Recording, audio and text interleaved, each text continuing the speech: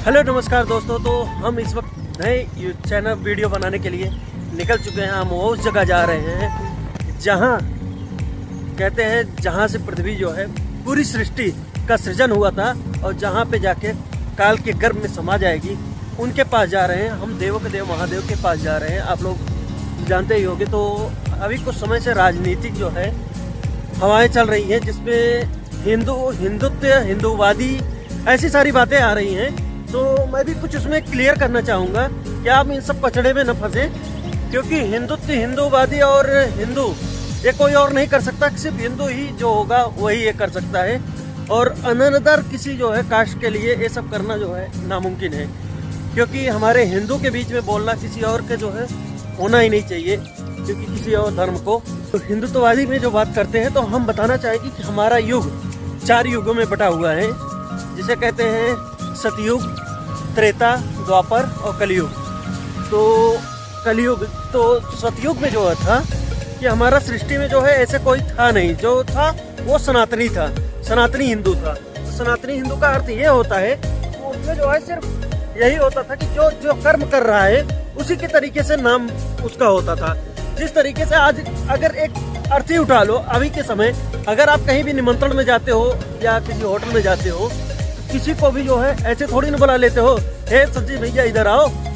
उसका नाम तो जानते नहीं रहते हो, तो उसके जो है जो उस कार्य को कर रहा है उस नाम से बुलाते हैं। जैसे अभी हम लोग हमारे यहाँ जो है तेरहवीं या कुछ भी होता है, हम पूड़ी खाने जाते हैं, तो अगर पूड़ी वाला है तो पूड़ी वाले भैया बुलाते हैं, सब्जी वाला है सब्जी वाले बुलाते हैं। उसी तरीके से पहले जो कर्म करता था, जैसे तेली का कर्म कर रहा है तो उसे तेली बुलाते थे। ऐसा नहीं है कि उसके बच्चों को भी तेली कहा दिया जाता था। तो उस तरीके से हमारा जो है हिंदू तो जो है सनातनी था। तो इसीलिए कहता हूँ। उसके बाद जो है हमारा आया त्रेता। त्रेता में हमारे हिंदुओं में बंटवारा हुआ काफी जनसंख्या में, जिसमें काफी धर्म बटे थोड़े बहुत, लेकिन फिर भी हमारे धर्मों में इतना नहीं था कि जो है हम एक दूसरे को मारने के लिए या किसी चीज के लिए उभरे। क्योंकि श्री रामचंद्र जी त्रेता युग के ही थे, और त्रेता युग में श्री रामचंद्र जी ने जो है जब वनवास का किया था, तो पूरी की पूरी जनता जो है उनके पीछे चली थी। क्योंकि उस वक्त कुछ ही धर्म थे, जैसे ब्राह्मण था, क्षत्रिय था, और जो है उनकी जनता रहती थी जिसमें कार्य करने वाले थे।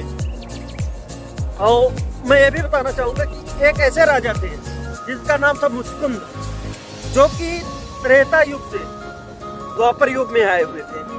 त्रेता युग में जो है हमारा धर्म जो है जो है कहते हैं 3 पावदान पे होता है। सतयुग में 4 पावदान पे था हमारा धर्म, जिसपे पूरा धर्म फैला हुआ था, जिसके कारण हमारे यहाँ कोई भी किसी प्रकार का जो है व्यसन, किसी प्रकार का जो है गलत जो है विचार किसी के पास नहीं रहता था। लेकिन अब हमारा जो है धर्म जो है एक उस पे खड़ा है, एक पैर पे, जिसे कहते हैं कलयुग। उसके बीच में द्वापर था, जब श्री कृष्ण थे। श्री कृष्ण ने हमें हर धर्मों के बारे में बताया। अगर किसी को भी जो है जानकारी होनी चाहिए, अगर किसी को भी सत्य की जानकारी लेनी है तो गीता उठाकर पढ़े, उसे सत्य की जानकारी हो जाएगी। हाँ, इंटरेस्टिंग चीजें नहीं रहेंगी, क्योंकि गीता है वो तुम्हारे लिए एंटरटेनमेंट का जो है कोई साधन नहीं है। वो जो है हमारी जानकारी के लिए, हमारे प्रेम के लिए बना होता है। तो इस वक्त हम जा रहे हैं महादेव के धाम पर। मैं राजा मुचकुंद के बारे में बताना चाहता था। राजा मुचकुंद जो है त्रेता युग से द्वापर युग में आए थे, और त्रेता युग में जो है उन्होंने लड़ाई लड़ी थी। क्या किस लिए कैसे द्वापर युग में आए थे? क्योंकि वो एक आम ही इंसान थे, कोई जो है बहुत बड़े जो है देव के रूप में थे, कुछ थे। वो त्रेता युग में इस तरीके से आए, द्वापर युग में इस तरीके से आए थे, क्योंकि उन्होंने देवों के लिए लड़ाई लड़ी थी। वो जो है स्वर्ग में जाकर स्वर्ग पे आक्रमण हो गया था। देवासुर संग्राम में उन्होंने सहभाग लिया था। हमारी पृथ्वी का जो है एक वर्ष वहाँ के जो है स्वर्ग में हमारा एक दिन के बराबर होता है। इस तरीके से उनका जो है कई वर्ष बीत गए वहाँ पे, जिससे हमारा जो है पूरा युग ही पूरा बीत गया है। तो उस कारण वो जो है त्रेता युग से द्वापर युग आए। तो द्वापर युग में आने में उससे पहले जो है जब वो पृथ्वी पे आना चाहते थे, तो उस वक्त जो है इंद्र भगवान ने कहा कि आप जो है, उन्होंने कहा कि मैं अपने घर वालों से जाके मिलना चाहता हूँ। तो इंद्र भगवान ने कहा कि आपकी जो है यहाँ पे स्वर्ग में है, और स्वर्ग में जो है पृथ्वी की अपेक्षा जो है समय जो है धीमे चलता है। पृथ्वी का समय बहुत तीव्र चलता है, जिसके कारण आपके जो है जितने भी पूर्व जो है पुत्र पौत्र सारे थे वो अब इस सृष्टि में नहीं रहे, सभी काल के गर्भ में समा गए हैं। तो इस कारण आप क्या चाहते हैं? तो राजन ने कहा कि मैं थक चुका हूँ, राजा मुचकुंद ने। तो इंद्र ने कहा कि मैं आपको जो है निद्रा देता हूँ, आप जाइए, आप सोइएगा कहीं भी सुरक्षित जगह पे। आपको कोई भी अगर जगाएगा तो वो जो है काल के गर्भ में मिल जाएगा, मतलब आपकी जो है तेज से वो समाप्त हो जाएगा। तो उसी तरीके से राजा मुचकुंद आए और द्वापर युग में श्री कृष्ण द्वारा जब उनका नाम उसी तरीके से रणछोड़ पड़ा, श्री कृष्ण ने जो है एक राक्षस प्रवृत्ति के इंसान को जो है ले जाके राजा मुचकुंद, क्योंकि उन्हें आशीर्वाद था भगवान शिव का कि उन्हें कोई भी मार नहीं सकता था, क्योंकि ना अस्त्र से ना शस्त्र से ना जो है युद्ध स्थल में मार सकता था। इसलिए जो है भगवान श्री कृष्ण ने अपनी लीला दिखाते हुए उन्होंने राजा मुचकुंद के पास उन्हें ले गया। राक्षस का नाम मैं बता दूंगा। मैं राजा मुचकुंद के बारे में और भी जानकारी मुझे कुछ अपने व्यूअर से भी पूछना था कि राजा मुचकुंद के पिता का क्या नाम था, कृपया कमेंट में जरूर लिखिएगा। और बाकी तो हम चल रहे हैं अभी देवों महादेव के पास, तो हम आपको पूरा वीडियो लगातार बनाते रहेंगे और दिखाते रहेंगे किस तरीके से हम कहाँ हैं। इस वक्त हम लंबुआ से दियरा मार्ग पर हैं और हम आपको ये मार्ग दिखाएंगे।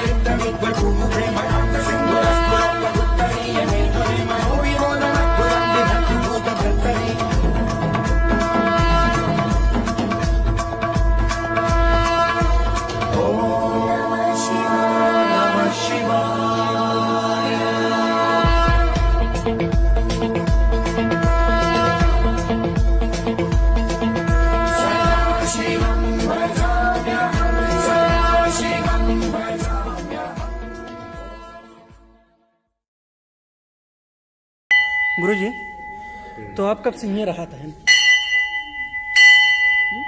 भैया हमारे आजा बाबा के ज़माने से मैं यहाँ रह रहा हूँ। तो भगवान भोलेनाथ के बारे में हमको जानते हैं। भगवान भोलेनाथ त्रेता युग के हैं। त्रेता युग से? त्रेता युग। और इनका नाम शुद्ध है जनवाणीनाथ। जनवाणीनाथ। जनवारी नाम का तालाब है जो जनवारी नाथ दिखाया जाता है, लेकिन जनवारी नाथ नहीं है, जनवारी नाथ है। जनवारी नाथ हैं जिस समय भगवान श्री रामचंद्र जी ने रावण का वध किया था। जिस समय भगवान श्री रामचंद्र ने रावण का वध किया था, उनके गुरु वशिष्ठ मुनि ने कहा कि आपको ब्रह्म हत्या का पाप लग गया है। आपको रामचंद्र ने बोला कि पाप का निवारण कैसे होगा? तो गुरु वशिष्ठ मुनि ने कहा कि काग वसुंत को आदि गंगा गोमती में डाल दो, जहाँ यह काग वसुंत सफ़ेद हो जाएगा वहीं आपका पाप का निवारण होगा। तो आदि गंगा गोमती में जब भगवान श्री रामचंद्र ने काग वसुंत को डाल दिया तो बहते बहते कहाँ आया धोपाप। आए धोपाप में, वह कौआ धोपाप में सफ़ेद हो गया जब, तो भगवान श्री रामचंद्र जी ने वहाँ स्नान किए धोपाप। जब वहाँ से भगवान श्री रामचंद्र जी चले तो आए यहाँ उन्होंने विश्राम किया। यहाँ पर आए उन्होंने विश्राम किया, तब यहाँ आकाशवाणी हुई। भगवान श्री रामचंद्र जी ने स्वयं अपने हाथों द्वारा इस शिवलिंग की स्थापना की। जिस समय रावण का वध किए थे जी उस समय पर जब यहाँ आए तो आकाशवाणी हुई जी। भगवान श्री रामचंद्र ने स्वयं अपने हाथों द्वारा शिवलिंग की स्थापना की जी। गुरु जी आपका नाम क्या है? हमारा नाम है राजगिरी गोस्वामी। राजगिरी गोस्वामी। हाँ। तो आप यहीं पास के ही हैं कि दूर के? नहीं, हम यहीं के निवासी हैं जी। गुरु जी अभी तो भीड़ नहीं चल रही है, क्योंकि अभी तो मैं भी जानता हूँ मृतक भी चल रहा है एक तो, और दूसरा मौसम भी जो है साथ नहीं दे रहा है। लगभग यहाँ पे कितनी भीड़ हो जाती है अगर मानी तो? शिवरात्रि मलमास में तो बहुत तगड़ी भीड़ हो जाती है, और जैसे आज तो सोमवार है कम भीड़ है जी जी। शनिवार को ज़्यादा भीड़ होती है जी। शनिवार को ज़्यादा भीड़ होती है जी। अब 13 तारीख के बाद भीड़ यहाँ अधिक होगी जी। तो जैसा कि दोस्तों आप लोग जानते हो कि मैं यहाँ पे आप लोगों को बाबा से बात करा चुका हूँ। वैसे भी भोलेनाथ के धाम पे जो भी बैठते हैं कोई पंडित नहीं होते, वो गोसाई होते हैं, क्योंकि भगवान भोलेनाथ का सिर्फ जो है गोसाई ही जो है सारा सब कुछ देखते हैं। हर जगह भी कहीं भी अगर भोलेनाथ होंगे तो उनके सेवक में पंडित नहीं होते हैं, क्योंकि पंडित का ये धर्म ही नहीं होता कि वो भगवान भोलेनाथ का जो है सेवक करें। पंडितों का कर्म होता है वो सिर्फ विष्णु जी का जो है वो करते हैं। जो गोसाई होते हैं भगवान भोलेनाथ का करते हैं। तो यहाँ पे गोसाई जी से मैंने बात करा ही दिया है, और भी बहुत सारे गोसाई हैं। मैं आपको यहाँ की पुरानी कहानी बताता हूँ। यहाँ की कहानी है कि बहुत वर्षों पहले जो है, ये बता नहीं जा सकता क्योंकि मेरी दादी भी जो है बचपन से आ रही हैं यहाँ पर, मैं भी आ रहा हूँ। ऐसा नहीं है कि हमारे यहाँ जो है हम ही आ रहे हैं, बाकी बहुत सारे बच्चे हैं, बहुत सारे लोग हैं जो कि आते जाते रहते हैं। तो यहाँ पे जो है बहुत पहले जो है यहाँ पे बहुत सारा जंगल हुआ करता था। आपको वीडियो में देख चुके होंगे, चारों तरफ खाली है, खेती है, सारा चीज़ है। पहले एक खेती नहीं थी, यहाँ पे पूरा का पूरा जंगल हुआ करता था। तो यहाँ पे जंगल में जो है लोग आते थे, चरवाते थे, सब कुछ होता था। तो यहाँ पे एक काली शिवलिंग जो है पहले ही पड़ा हुआ था, तो लोग इसको समझते नहीं थे, इसको पत्थर ही समझते थे। तो यहाँ पे चरवाहे लोग आते थे, तो यहाँ पे बैठते थे, सब कुछ करते थे। तो यहाँ पे एक ठाकुर जी थे, काली सिंह नाम के थे। उनको एकाएक स्वप्न आया कि यहाँ पे भगवान भोलेनाथ प्रकटे हुए हैं। तो भगवान भोलेनाथ का जो है उन्होंने आया, आराध्य की, अर्चना की, पूजा की। फिर उसके बाद से तब से इसका नाम जनवारीनाथ भगवान का नाम यहाँ पे पड़ गया, और तब से यहाँ पे पूजा आदि सब कुछ होता रहता है। क्योंकि भगवान यहाँ पे जो है जो कोई स्थापित नहीं किया था, यहाँ पे भगवान पहले से ही जो है उभरे हुए थे, ज़मीन से निकले हुए थे, और ये कोई जान नहीं सकता कब से निकले हुए थे। जैसा कि गुरुजी ने बताया कि भगवान श्री रामचंद्र जी यहाँ पे आए थे, लेकिन क्या हुआ था क्या नहीं, वो तो बाबा लोग ही बताएंगे। लेकिन मैं जहाँ तक जानता हूँ कि यहाँ पे जो है भगवान भोलेनाथ, क्योंकि सबसे पुराने ईश्वर भगवान भोलेनाथ ही हैं, जिनसे या तो भगवान भोलेनाथ हैं, ब्रह्मा विष्णु महेश, से तीनों लोग हैं, जिसमें जो है भगवान भोलेनाथ की सबसे ज़्यादा पूजा होती थी। क्योंकि ये जो है इंसान को ज़मीनी तौर से मिलते थे।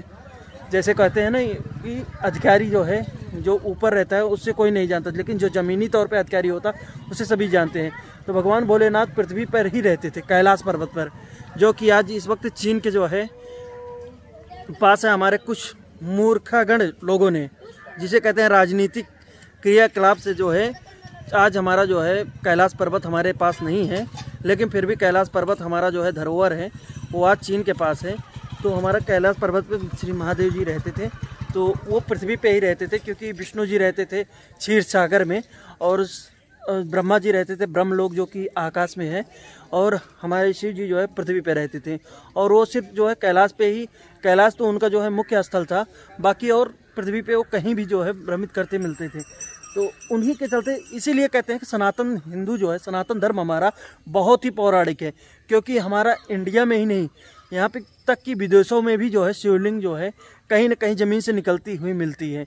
अभी जो है मुझे पता है कि कुछ वीडियो देखा था कि जो है दुबई में शिव जी की बहुत बड़ी प्रतिमा जो है, प्रतिमा नहीं, लिंग जो है उनका बहुत बड़ा लिंग, लगभग 5 फीट ऐसे कुछ का जो है निकला था, 5-6 फीट का, तो उतना बड़ा लिंग वहाँ पे खुदाई के टाइम पे निकला था। लेकिन अब यही चीज़ है कि जो है विश्वास नहीं किया जा सकता कि वहाँ पे कैसे निकल सकता, क्योंकि वहाँ पे पूरा जो है मुस्लिम लीग है, मुस्लिम धर्म है। लेकिन नहीं, क्योंकि वहाँ पे सनातन हिंदू जो है हर जगह था और कोई भी यहाँ पर जो है किसी भी धर्म में नहीं था, तब सिर्फ सनातनी था। तो इसलिए जो है अभी भी लोग हिंदुओं को अलग अलग चीज़ों से बांट रहे हैं, उसको राजनीतिक तथ्य हो जाएगा ये वीडियो, इसलिए मैं ज़्यादा चीज़ नहीं बोलना चाहता।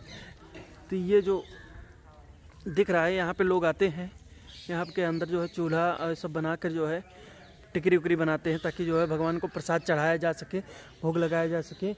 ये रहने के लिए आवास है लोगों का, आते हैं रहते हैं। लेकिन देख रहे हो यहाँ की हालत, कहते हैं कि जो है तीर्थ कैसे सुरक्षित रहे। यहाँ के लोग ही जो है इतने गंदे हैं, साफ़ सफाई के मामले में बिल्कुल ख़त्म है। तो लोगों को ये सोचना चाहिए, यहाँ पे रहते हैं करते हैं, यहाँ पे साफ़ सफाई तो होनी ही चाहिए, क्योंकि ये कोई ऐसी चीज़ नहीं है कि जिसको जो है ये धर्म स्थल से जुड़ा हुआ है। धर्म स्थल ही नहीं, हम कहते हैं हर जगह साफ़ सफाई होनी चाहिए, क्योंकि जो है लोग स्वच्छ रहेंगे तो जो ओमिक्रॉन, कोरोना, ये सब जो बीमारियां हैं ये लोग हम सबसे जो है दूर रहेंगी। अभी एक तीर्थ होता है, वहाँ पे छोटी मोटी मंदिरें बन जाती हैं। तो यहाँ पे आप लोग देख रहे होंगे शंकर जी के प्रवेश से पहले आपको गणेश जी को दिखाया।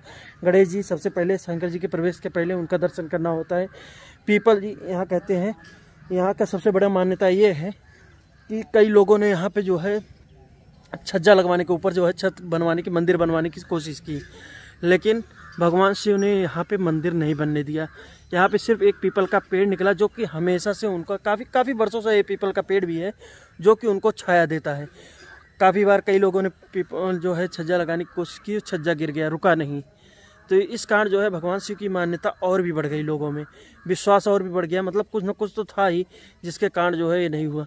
और काफ़ी लोगों का जो है यहाँ पे आने के बाद आस्था और बढ़ जाती है, क्योंकि उनके हर काम जो है सफलतापूर्वक हो जाते हैं। लेकिन उन लोगों को भी ये सोचना चाहिए कि जहाँ देवस्थल है, जहाँ पे उनका जो है काम बन रहा है, जहाँ उनका जो है हर प्रकार की समस्या सॉल्व हो रही है, उनको ही गंदा करके जा रहे हैं।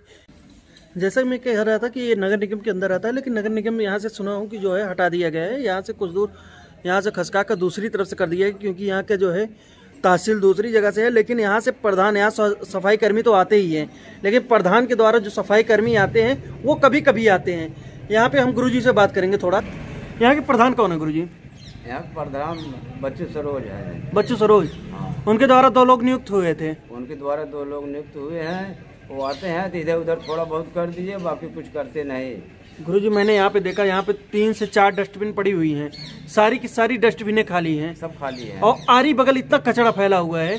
लोग यहाँ पे दर्शन करने आते हैं, पूजा पाठ करते हैं, उनका जो है लगभग मनोकामना हमको लगता है सभी का पूरा होता है। ऐसा नहीं है कोई बचता है, लेकिन भगवान को ही गंदा करके चले जाते हैं लोग। हाँ, भगवान को ही गंदा करके चले जाते हैं। सफाई कर्मी अपने मनमानी काम करते हैं। सफाई कर्मी अपनी मनमानी काम करते हैं।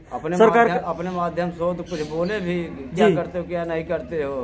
और प्रधान के माध्यम से प्रधान साइन कर देता है तो उनको वेतन मिल ही जाता है। यहाँ पे कोई जुर्माना नहीं लगाया गया है कि अगर कोई भी कचरा फैलाते दिखाई दे तो इसे जुर्माना नहीं, अभी कोई जुर्माना नहीं लगाया गया। नहीं गुरुजी, ऐसा तो कुछ न कुछ प्रतिबंध तो होना ही चाहिए। कुछ न कुछ तो होना ही चाहिए बेटा। सही भैया, हमने यहाँ पे देखा, पीछे देखा इतना गंदगी है, इधर आरी बगल बहुत सारी गंदगी है, डब्बा पड़े हुए हैं डस्टबिन, कोई डस्टबिन को यूज नहीं करता। भागता इसे भैया, मतलब इस तरीके से गंदगी, आप भगवान के लगे आ रहे हो, भक्ति कर रहे हो, भगवान को ही कचरा करके जा रहे हो। मैंने तो जरूरी है मतलब, लेकिन अब क्या किया जाए। अब हम लोग संत आदमी है, किसी को अपने मुंह से कुछ कह नहीं सकते हैं बस। तो कृपया वीडियो जो भी देखेंगे भाई, प्लीज अगर यहाँ पे दर्शन करने आ रहे हैं तो कृपया स्वच्छता का ध्यान रखें, वरना ना आए। कोई आवश्यकता नहीं है ईश्वर की तुम्हारे लिए, और तुम कोई जरूरत भी नहीं है ईश्वर को आप सबके लिए। ऐसे आस्था वाले को कोई भी जरूरत नहीं है जो कि यहाँ पे आके कचरा फैलाएं।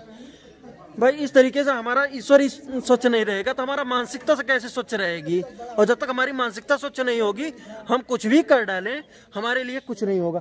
जिस तरीके गुरुजी बता रहे हैं कि यहाँ पे प्रधान जी ने किया था, क्या प्रधान जी ने किया था, वीडियो को शेयर कीजिए ताकि प्रधान जी के पास तक तो पहुँचे, उन्हें ये तो पता लगे कि इस तरीके से गंदगी अच्छी लगती है।